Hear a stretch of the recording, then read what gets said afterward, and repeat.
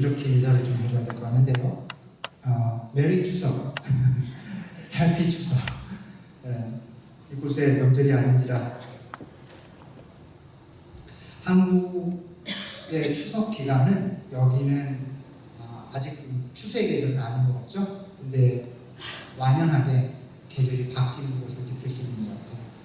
우리가 매주 예배를 올 때마다 너무 감사한 것은 여기 창이 계절의 변화를 다 알려주니까 그게 참 귀한 것 같아요. 그 사크라멘트라고 합니다. 그 성사. 어떤 평범한 것 속에서 굉장히 깊은 그 거룩한 의미를 발견해내는 그런 성사를 위한 창 같아요. 그래서 이걸 좀 fully 누릴 수 있으면 참 좋겠습니다.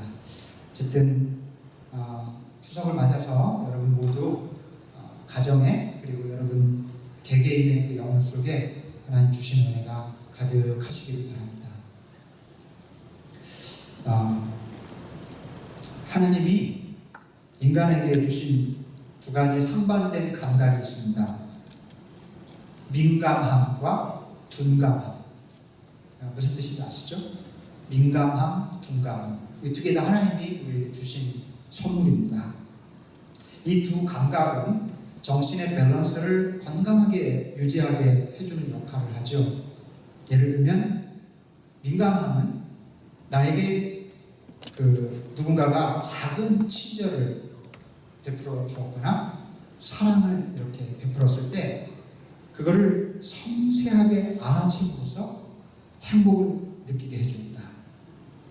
반대로 둔감함은 상처를 받거나 힘든 일을 겪을 때 우리의 감각을, 인식을 좀 둔하게 해서 우리 정신 건강을 유지하게 해주는 겁니다.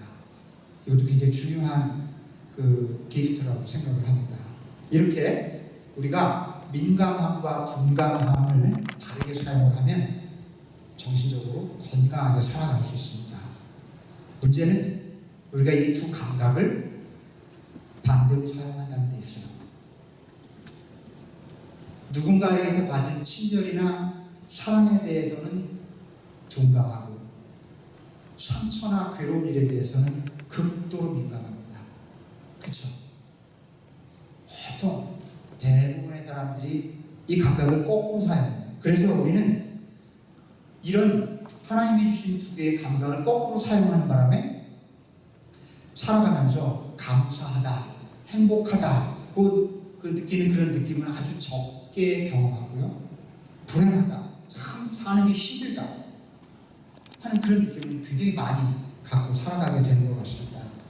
여러분, 만일에 이 두 감각을 우리가 바르게 사용하게 된다면, 다시 말해서 감사하고 좋은 일은 섬세하게 알아채고 괴롭고 힘든 일 앞에서는 큰 바위처럼 둔감할 줄 안다면, 이 둔감하다는 말이 좀 너무 네거티브해서 그렇긴 하지만 무슨 뜻인지 아실 겁니다. 이런 부정적인 일에는 바위처럼 든든하게 둔감할 줄 안다면 우리 삶이 굉장히 많이 달라질 겁니다. 여러분, 가만히 우리 인생을 한번 돌아봅시다.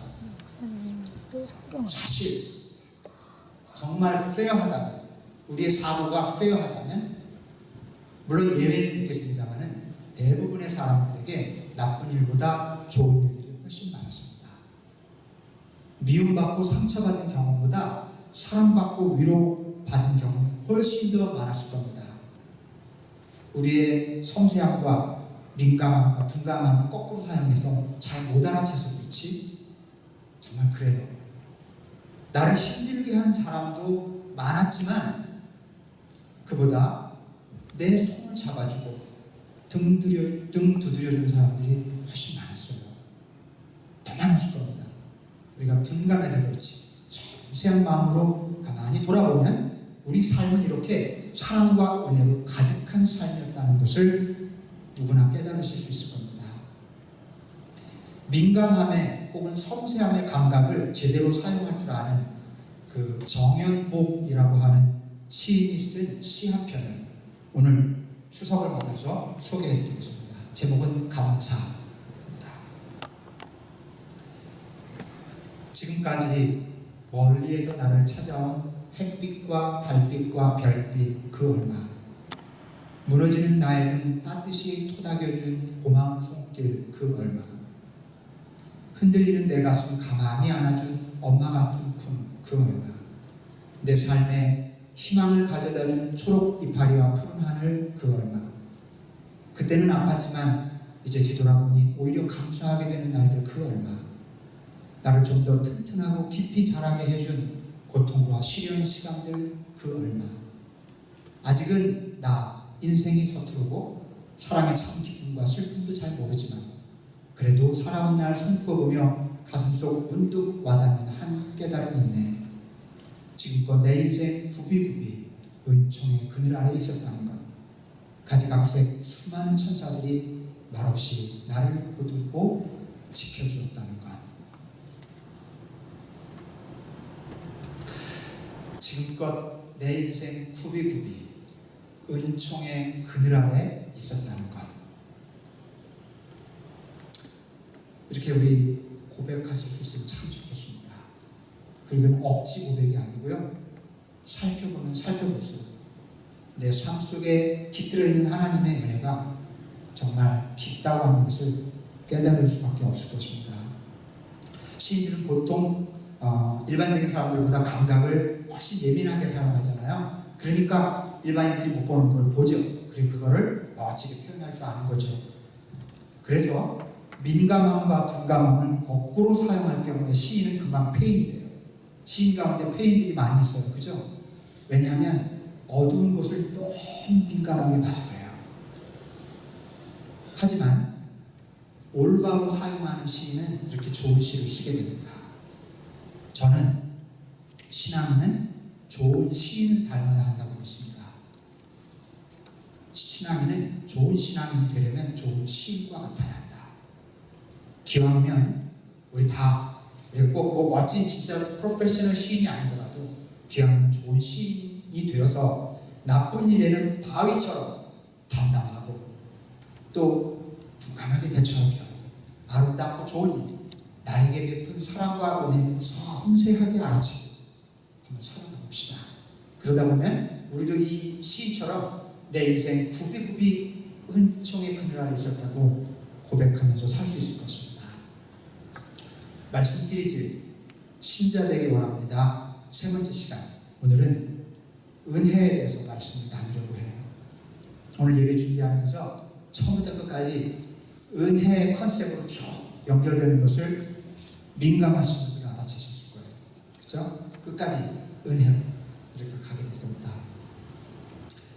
어떤 사회학자가 설문조사를 했습니다.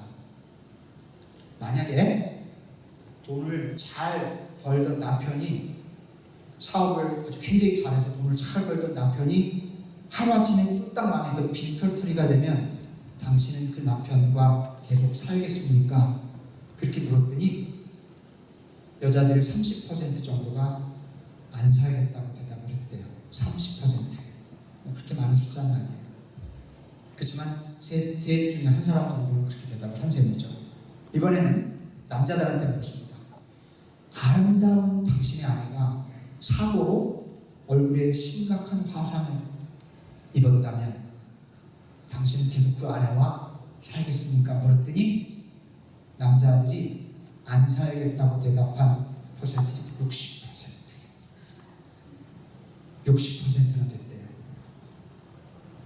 혹시 남자들의 능력보다 여자들의 미모가, 외모가 훨씬 중요한가 봐요. 참. 그런데 이 질문을 말이죠, 바꿔서 부부관계를, 남편과 아내 관계를 모자관계로, 부자관계로 바꿔서 질문을 해봤답니다. 예를 들면 만일 돈을 아주 잘 벌던 아들이 빈털터리가 되면 당신은 그 아들과 계속 살겠습니까? 만일 당신의 예쁜 딸이 얼굴에 심각한 화상을 입었다면 계속 살겠습니까? 이 대답에 100% 같이 살겠다고 대답했다는 거죠. 당연하죠. 여러분, 대체 부모 자식의 관계라는 게 뭘까요? 참 신기한 것 같아요. 그렇죠? 그렇죠? 자식을 향한 부모의 사랑, 이건 제가 받아보기도 했지만 제가 아이들을 기르면서 또 아이들에게 이 나가는 마음에서도 발견하게 됩니다. 참 말로 설명할 길이 없어요. 어떻게 이런 조건 없는 사랑이 부모님으로부터 쏟아지게 될까요? 여러분, 참 신기한 겁니다. 그렇다면, 인간은 그렇다면 하나님은 어떠실까요? 하나님의 은혜는 얼마나 더 헤아리기 어려울까요? 얼마나 더 깊고 깊은 것일까요? 부모님의 은혜에 대해서도 우리는 참 너무 둔감할 때가 많아요. 저는 효자입니다. 저는 그렇게 말하는 사람 한 사람도 못 봤어요. 저는 부자입니다. 되게 다 이렇게 얘기하죠. 그래요. 그 고백이 정말이죠. 부모님의 은혜 다 알아채지 못합니다. 참 둔감해요. 부모님의 사랑에 대해서. 하나님의 은혜에 대해서는 근데 우리가 더 둔한 것 같아요. 부모님은 그래도 뵐 수도 있고 전화로 통화도 할 수 있겠죠. 살아계시다면. 근데 하나님은 본 적도 없고 목소리를 들을 수도 없는 그런 분인데 그분의 은혜를 어떻게 알아채겠어요? 참 둔할 수밖에 없습니다. 그러나 지금까지 우리가 살아오면서 호흡하고 살아온 매 순간순간마다 함께 하신 분, 내 생명, 이 심장을 지켜주신 분, 이 피가 잠시도 멈추지 않고 온몸을 흐르게 하신 분, 그 하나님이 베풀어 주신 깊고 놀라운 사랑을 우리 다 알지 못합니다. 그래서 오늘 우리는 섬세한 마음으로 하나님의 은혜에 대해서 좀 생각해 보려고 해요. 하나님의 은혜는 하나님 크게 두 가지 방식으로 은혜를 베푸십니다. 제가 이 말씀을 우리 교인들과 함께 나눈 적이 있어요.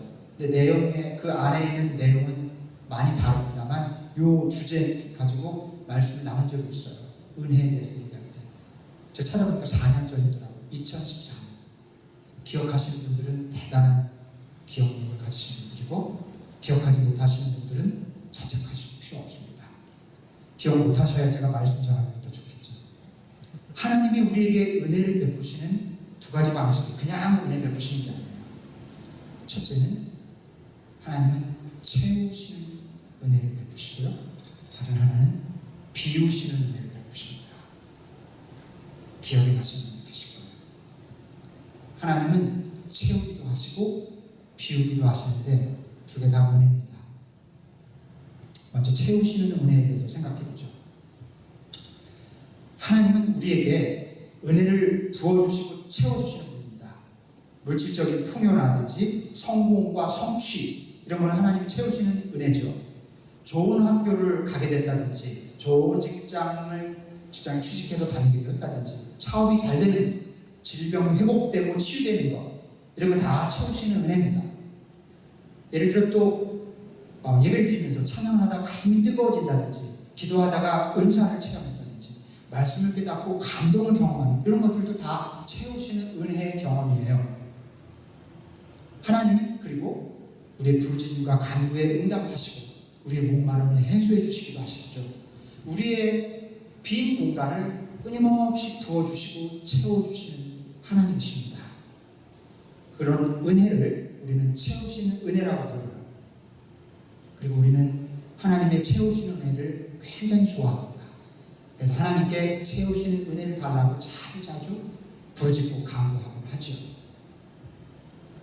여러분, 다윗은 대표적으로 채우시는 은혜를 경험한 사람입니다. 2세의 아들 중에 막내로 태어난 유다 지파의 이름 없는 목동이었죠. 그러나 하나님께서 그에게 은혜를 부어주시자 어린 소년의 몸으로 골리앗을 물리쳤고요. 뛰어난 이스라엘의 지도자로 자랍니다. 사울에게 쫓겨서 죽을 고비를 많이 넘기지만은 그때마다 하나님은 그를 지켜줬죠. 그리고 마침내 이스라엘의 위대한 왕이 됩니다. 잘 아시는 것처럼 밧세바라고 하는 자기의 충성스러운 부하의 아내를 범하는 큰 죄를 짓지만 정말 하나님께로부터 큰 용서를 받고 그 이후에 위대한 이스라엘을 건설해 갑니다. 그리고 이스라엘 역사상 가장 강력한 나라를 세워서 평생토록 부와 권력과 명예를 누리죠. 이처럼 풍성하게 채워주시는 하나님의 은혜를 경험한 다윗은 오늘 본문에서 이렇게 고백을 합니다. 내 영혼아 주님을 찬송하여라. 주님이 베푸신 모든 은혜를 잊지 말아라. 주님은 너의 모든 죄를 용서해 주시는 분, 모든 병을 고쳐주시는 분, 생명을 파멸해서 속량해 주시는 분, 사랑과 자비로 단장하여 주시는 분, 평생을 좋은 곳으로 흡족히 채워주시는 분, 내 절국을 독수리처럼 늘 새롭게 해주시는 분이시다. 오늘 본문을 저희들이 함께 읽지를 않았는데 앞부분에 있는 시편 103편의 앞부분과 또 그 뒷부분으로 이렇게 두 부분으로 나누는데 앞부분의 핵심입니다. 이것이 다윗이 살아가면서 하나님께로부터 받은 채워주시는 은혜에 대한 응답이었어요. 리스판스, 고백이었습니다. 이런 고백을 드릴 수밖에 없죠. 좋은 것으로 흡족히 채워주십니다. 그런데 다윗만이 아니죠. 아까 말씀드린 것처럼 우리들의 삶도 돌아보면 채우시는 하나님의 은혜의 경험으로 가득합니다. 우리 사실 생각해보면 다 빈손으로 왔잖아요. 알몸으로. 정말 아무것도 가지지 않고 태어났는데 지금 우리가 누리고 있는 것들은 어떻게 된 겁니까? 너무 많은 것들을 가지고 있죠. 가족도 있고 친구도 있고 좋은 사람들이 곁에 있습니다. 집도 있고 차도 있고 또 옷도 있고 먹을 음식도 있어요. 그리고 내가 삶을 살아갈 수 있는 재능, 지혜, 힘, 건강도 주셨습니다. 이 가운데 어느 하나라도 빠진다면 지금 내가 누리고 있는 것들 못 누렸을 겁니다. 생각해보면 정말 많은 것들을 하나님이 채워주셨다는 것을 알 수 있어요. 이것들이 그런데 정말 내 힘과 능력으로 얻은 것들일까? 가만히 생각해보면 아니라는 겁니다. 누군가의 신비한 도움 없이는 불가능했을 거예요. 만약에 내가 지금 이만큼 이뤘어요. 그런데 혹은 40평생, 50평생이라고 합시다. 40평생, 50평생 살아오면서 이만큼 이루었습니다. 근데 그 가운데 단 한 번만 삐끗하는 일이 있어도 지금 못 누렸을 겁니다. 지금 누리는 것들을. 생각해보면 불가사의 내 삶이 그 누군가의 신비한 도움, 그 누군가를 우리는 하나님이라고 고백하죠. 그리고 그분의 손길을 하나님의 은혜라고 부릅니다. 자, 그런데 이 채워주시는 은혜에 부작용이 좀 있어요. 이 채우시는 은혜를 맛보면 맛볼수록 자꾸 우리 안에 욕심이 생깁니다. 그거 괜찮거든요. 막 채워주시는 거 괜찮아요. 참 좋은 것 같아요. 더 갖고 싶어지고 그래서 더 이루고 싶어지고 더 복받고 싶은 겁니다. 내가 막 욕심껏 원하는 만큼 가득 채우고 싶어서 하나님께 욕심껏 요청할 때가 많아요. 때때로 우리의 기도가 온통 이런 욕심스러운 요청일 때가 많죠. 주님 더 채워주십시오. 여러분 그렇지만 우리가 기억해야 될 점이 있습니다. 채우시는 은혜는 내 노력과 공로로 얻을 수 있는 게 아니에요. 요청해서 얻어낼 수 있는 것은 더더욱 아닙니다. 그것은 온전히 전적으로 주님의 손에 달린 겁니다. 왜인지 알 수 없어요. 왜 저 사람은 저렇게 부유해지고 나는 왜 이렇게 스트럭을 하면서 사옵니까? 그렇게 못 가진 사람은 불평하고 가진 사람은 그냥 자기가 그럴만해서 받는다고 생각해요. 그러나 전혀 그렇지 않습니다. 물론 더 노력한 사람이 얻는 결과물도 있겠지만 궁극적으로 정말 알 수 없어요. 왜 그런지. 따라서 하나님이 채우시는 은혜를 베풀어 주실 때 우리가 가져야 될 두 가지 자세가 있는데요. 우선 첫째로 하나님이 부어주시고 채워주실수록 주신 것에 눈이 멀 것이 아니라 주신 분을 바라볼 줄 알아야 합니다. 채워주시는 은혜를 경험할 때 가져야 될 자세예요. 하나님이 복을 주시거들라 물질의 복을 주시든 성공의 복을 주시든 그러면 하나님이 주신 것에 시선을 고정하지 말고 그래서 주신 분을 바라봐야 된다는 말입니다. 주신 것에만 시선을 고정하는 것은 철부지 어린아이들이나 하는 짓이에요. 그죠? 엄마 아빠가 선물을 가져오면 어릴 때 아이들은 그저 선물에만 한눈이 팔리죠. 그러나 어른이 되어서는 그렇게 하지 않습니다. 선물 주신 분의 마음을 헤아리는 게 어른이잖아요. 우리 좀 더 성숙한 신앙이 돼야겠죠? 하나님이 주실 선물 보따리에 시선을 고정하지 말고 하나님이 부어주실 때마다 그 선물을 보고 하나님을 볼 줄 알아야 한다는 겁니다. 그런 자세가 우리에게 필요해요. 둘째로 하나님이 채워주시고 부어주시면 그것을 어떻게 이웃과 나눌 것인가를 고민해야 합니다. 하나님이 나에게 어떤 복을 내려주셨다면 그거를 나 혼자 실컷 누리라고 주셨을까요? 하나님이? 그럴 리 없겠죠. 왜 어떤 사람에게 복을 주고 어떤 사람에게 덜 주시는지 우리는 알 수 없지만 분명한 것 하나는 만약 하나님이 나에게 뭔가를 주셨다면 그것은 나 혼자 욕심껏 누리라고 주신 게 절대 아니라는 겁니다. 그래서 여러분에게 뭔가를 주셨다면 반드시 그것을 어떻게 나눌 것인가 고민해야 해요.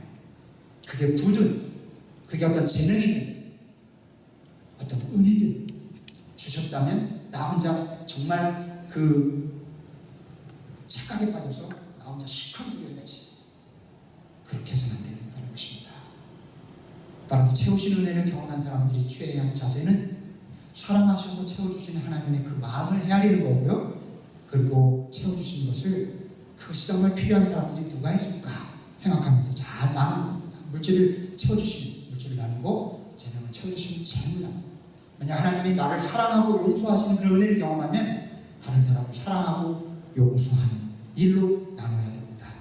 그것이 채우시는 은혜를 경험한 우리들이 해야 할 사명인 것입니다. 자, 이번에는 채우시는 은혜에 대해서 이제 말씀을 마무리 짓고 비우시는 은혜에 대해서 생각해 보겠습니다. 신앙생활하면서 우리가 꼭 명심해야 될 것은 하나님은 채우시기도 하시지만 비우시기도 한다는 사실입니다. 지금 잘 나가시는 분, 큰 고난이 없으신 분들은 이 부분에 어쩌면 별로 관심이 없을지도 몰라요. 그러나 그럴지라도 꼭 좀 주의 깊게 들으셨으면 좋겠습니다. 반드시 고난이 찾아올 겁니다.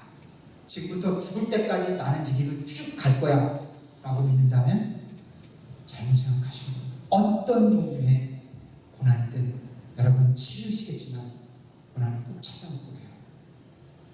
그러면 오늘 이 말씀을 꼭 기억해 주셨으면 좋겠어요.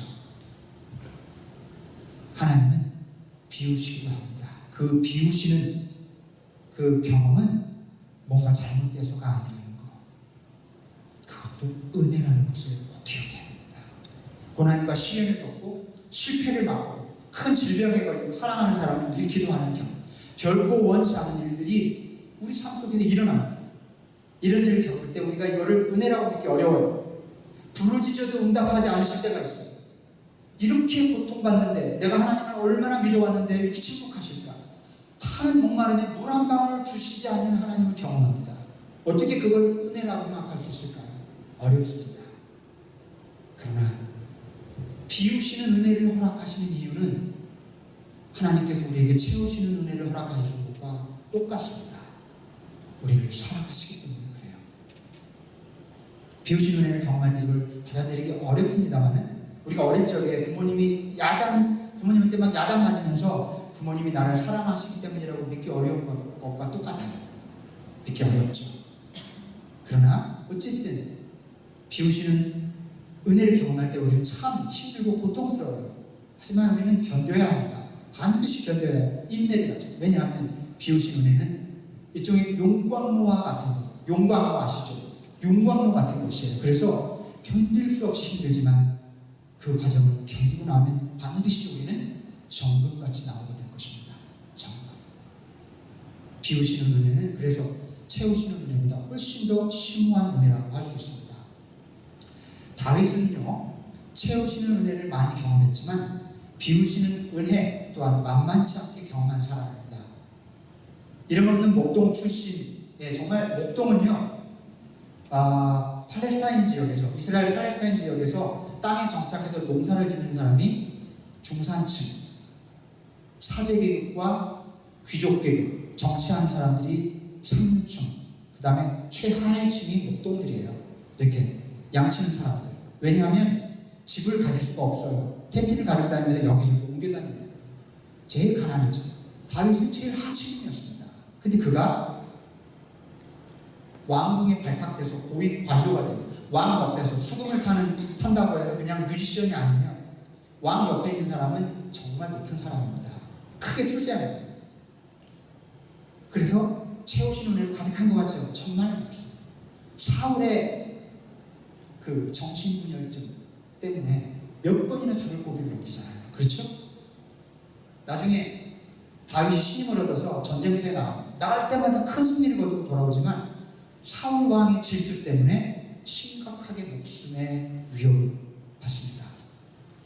나중에 왕이 됩니다. 세상에 부러워할 만한 나라를 세우죠. 여러분 그거 아십니까?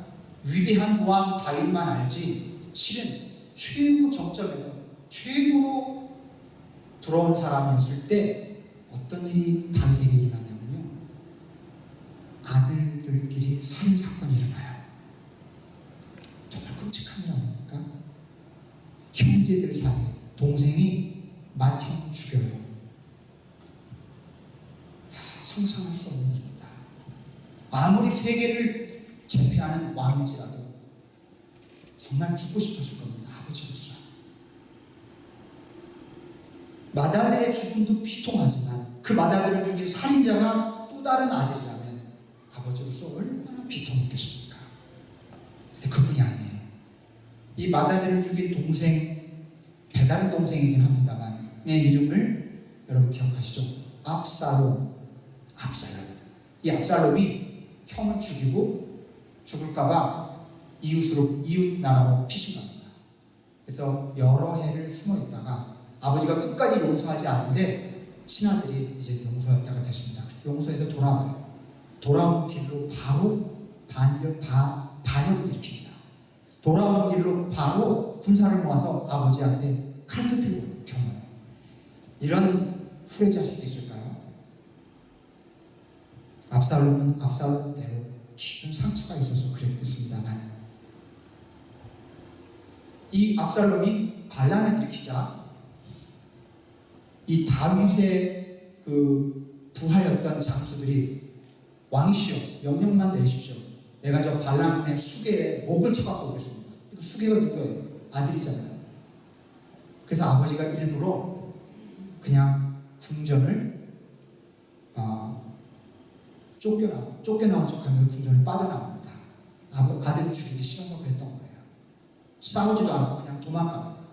도망가면서 머리를 풀어헤치고 얼굴을 가리고 맨발로 걸어가면서 펑펑 울어요. 다윗이 펑펑 웁니다.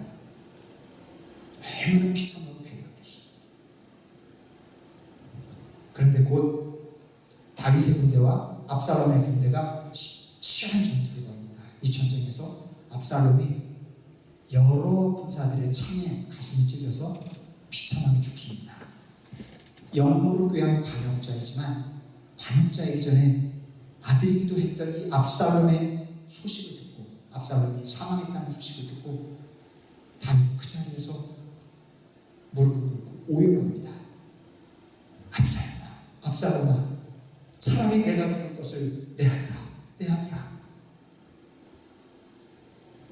온통 채우시는 은혜와 축복만 받고 살았을 것 같은 다윗 사실은 혹독하게 비우시는 은혜를 겪었던 사람이에요. 혹독한 고난을 겪었던 사람입니다. 오늘 본문을 103편, 10편 103편 읽어보면 오늘 본문엔 다윗이 채우시는 은혜에 대한 감사의 고백만 있는 게 아니에요. 15절, 16절, 17절을 읽어보면 비우시는 하나님의 은혜, 다윗은 그것을 은혜라고 불렀어요. 그토록 고통스러운 일을 비우시는 은혜라고 부릅니다. 그 은혜에 대한 고백이 담겨 있습니다. 최고의 권자에 의해서 부족할 것 없는 부와 명예와 권력을 누렸던 다윗이지만 동생이 형을 죽이고 아버지 자신에게까지 반란을 꾀하다가 비참하게 죽는 현장을 지켜봐야 됐던 비극의 사람 다윗. 그는 극단적인 채움의 은혜, 비움의 은혜를 모두 경험한 후에 비로소 이렇게 고백합니다. 인생은 그날의 풀과 같고 피고 지는 들꽃과 같다. 바람 한 번 지나가면 곧 시들어 그 있던 자리마저 알 수 없는 것이다. 참 마음에 와닿지 않습니까? 다윗의 심정이 절절하게 느껴지죠. 그러나 그 다음 구절이 중요해요. 그러나 주님을 경외하는 사람에게는 주님의 사랑이 영원에서 영원까지 이루고 주님의 의로우심은 자손 대대 이룰 것이니 끝까지 그 고통 속에서도 주님을 경외하는 사람은 복이 있을 거라는 겁니다. 여러분, 목회를 하면서 보면 참 많은 사람들이 비우시는 은혜를 혹독하게 겪는 사람들이 있다는 걸 알게 돼요.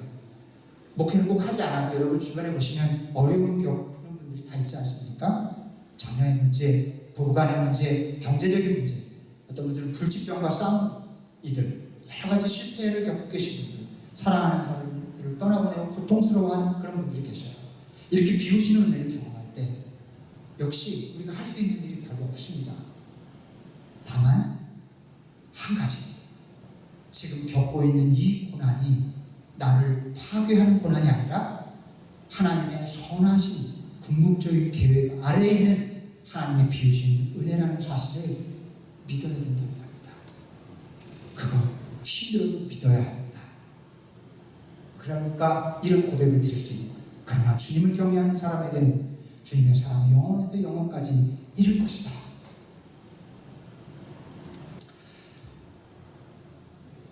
제가 이야기 한 가지 좀 들려드리겠습니다. 조영애라는 집사님이 계시는데요. 한국에 계신 분이에요. 이분이 20대 후반에 결혼을 하셔서 임신을 했는데 임신 4개월 만에 초음파 검사를 했더니 이 뱃속에 있는 태아의 아이 뒤에 이 뇌의 뒷부분에 그 뼈가 형성이 돼야 되는데 이 뼈가 자라질 않아서 이 안에 있던 뇌가 바깥으로 흘러나갔대요. 임신 4개월 만에 그런 태아의 모습이 발견된 거예요. 살 가능성이 없다는 진단을 받았습니다. 의사는 이 아이가 어떻게 해서 기적처럼 살더라도 뇌의 그 70%, 이 대뇌는 70%, 손에는 90%를 잘라내야 된대요. 그래서 기적처럼 살더라도 아주 심각한 후유증을 앓다가 곧 죽게 될 거라는 얘기를 들어요. 도저히 어쩔 수 없이 그래서 수술을 하러 갑니다. 그런데 글쎄 수술대에 누워서 이렇게 잡고 수술실로 향해 가는 순간 뱃속에서 태동이 느껴지더래요. 태동 아시죠? 아이가 발키질하는 게 느껴졌대요. 꿈틀하더라는 거예요. 그 순간에 이 엄마가 갑자기 이 아이가 살 수만 있다면 어떤 모습, 어떤 장애를 가지고 있더라도 꼭 좀 살려서 내 품에 안고 좀 젖을 먹여보고 싶다는 그런 마음이 들더라는 거예요. 그래서 수술실도 가던 길에 수술의 내용을 바꿨대요. 중절 수술이 아니라 아이를 이렇게 비워내는 수술이 아니라 아이를 살리는 수술을 해달라고 그렇게 부탁을 했답니다. 의사 선생님, 만약에 이 아이가 살면 의학의 힘으로 사는 게 아니죠?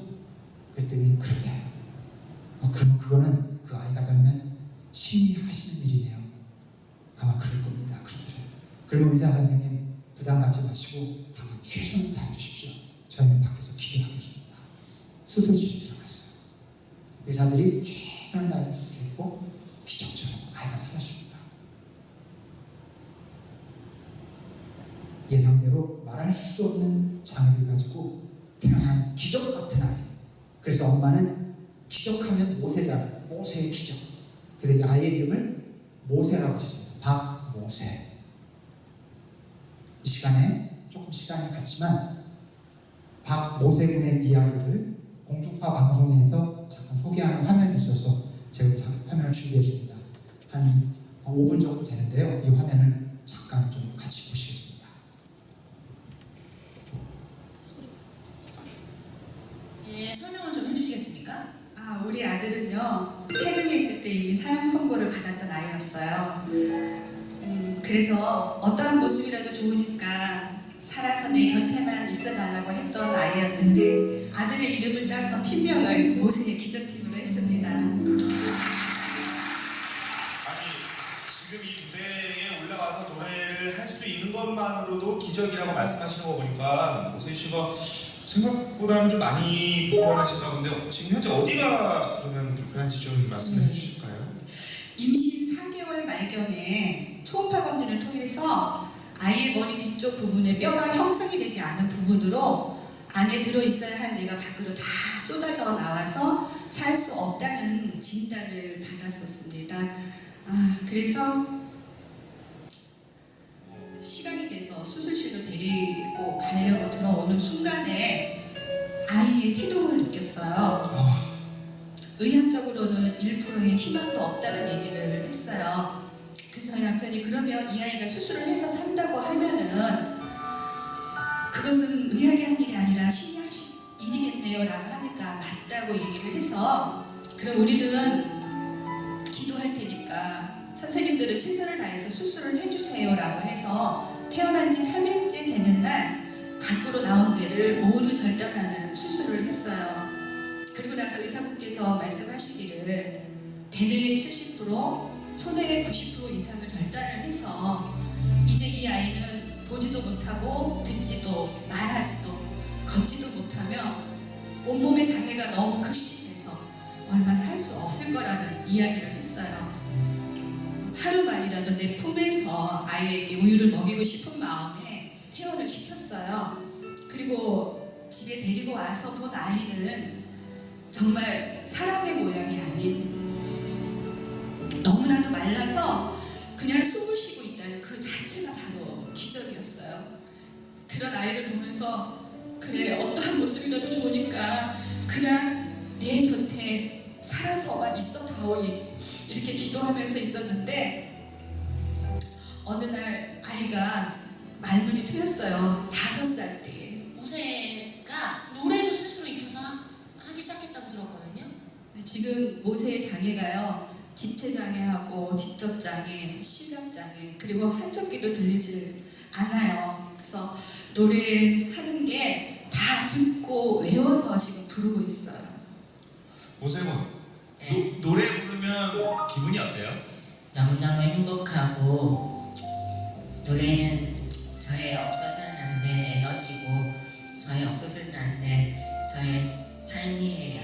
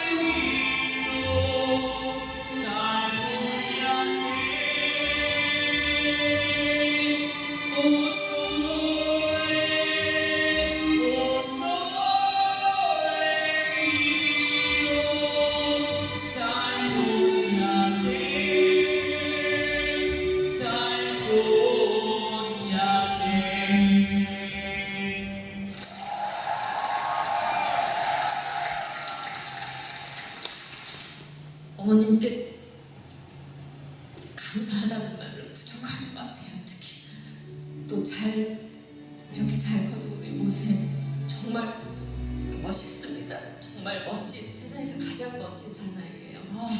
우리 어머님 정말 대단하세요. 우리 모든 이 세상의 엄마들이 박수 보내드리고 응원 보내드려야 될 것 같아요. 우리 모세 고맙습니다.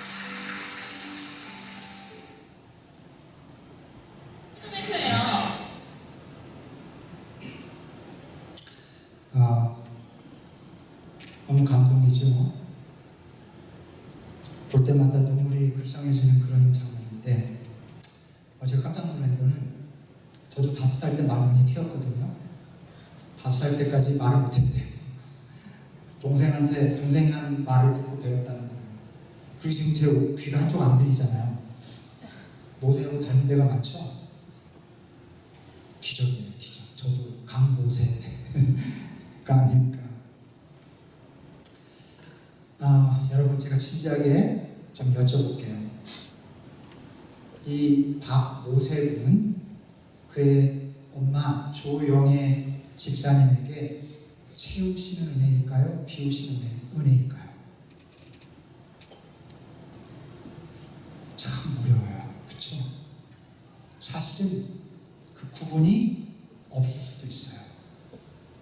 어떻게 생각하느냐에 달렸어요.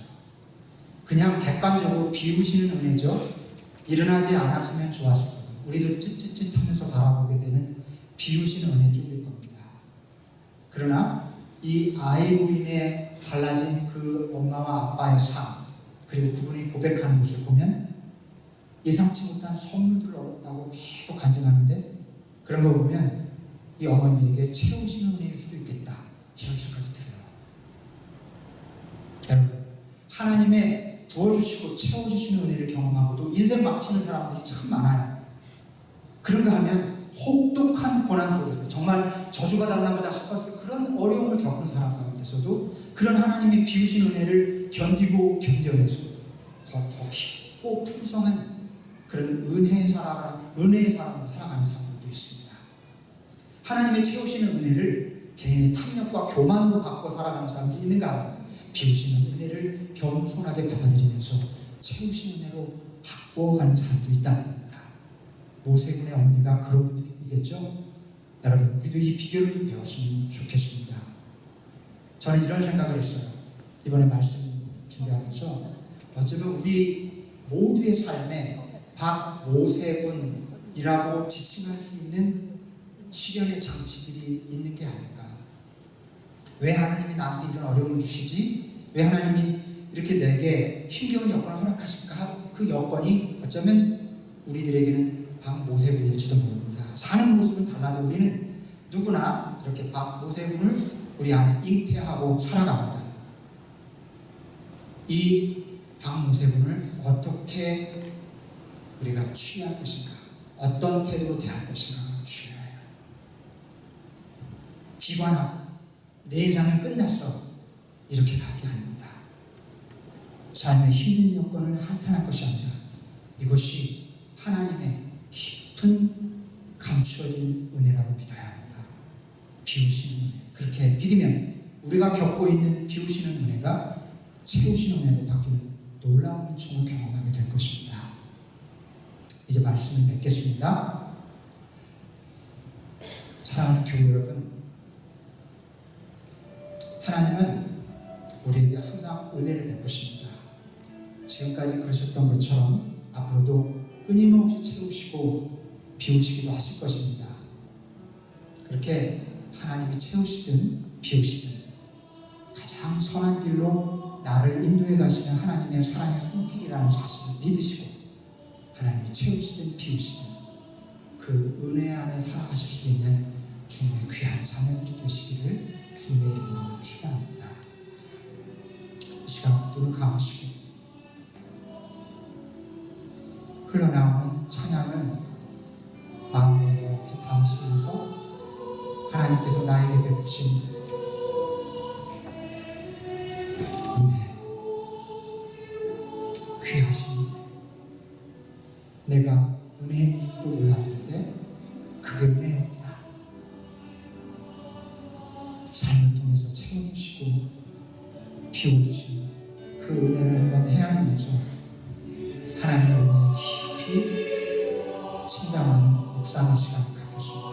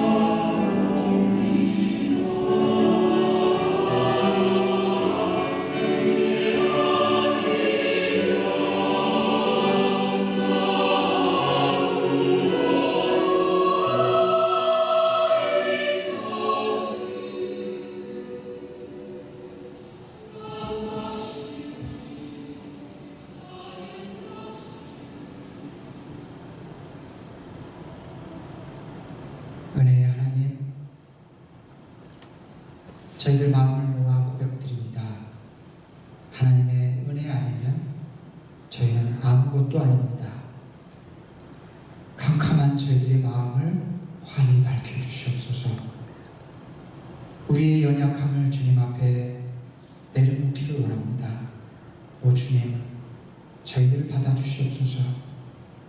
은혜 아니면 저희들 설 수 없습니다. 우리의 연약함을 아시는 주님을 바라봅니다.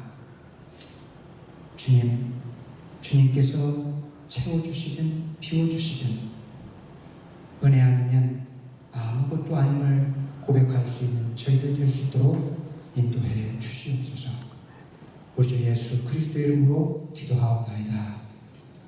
아멘.